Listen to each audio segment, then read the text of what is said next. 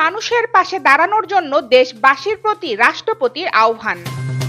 জামায়াত নিষিদ্ধ করে জারি করা প্রজ্ঞাপন প্রত্যাহার হচ্ছে মঙ্গলবার।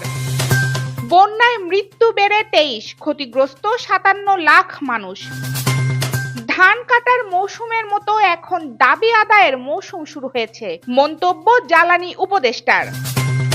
আপনাদের দাবি দেওয়া এতদিন কোথায় ছিল, প্রশ্ন জামায়াত আমিরের।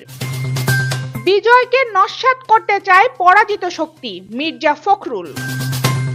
জাসদ সভাপতি ও সাবেক মন্ত্রী হাসানুল হক ইনু গ্রেপ্তার।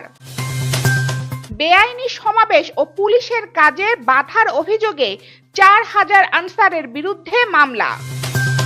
নোয়াখালীতে বন্যার পানির চাপে ভেঙে গেল মুসাপুর সুইচ গেট, আতঙ্কে স্থানীয় বাসিন্দারা। রাত পোহালেই মমতার পদত্যাগের দাবিতে ছাত্র সমাজের সচিবালয় অভিযান এবং শান্তদের প্রশংসায় ভাসালেন পাকিস্তান ক্রিকেটের প্রধান।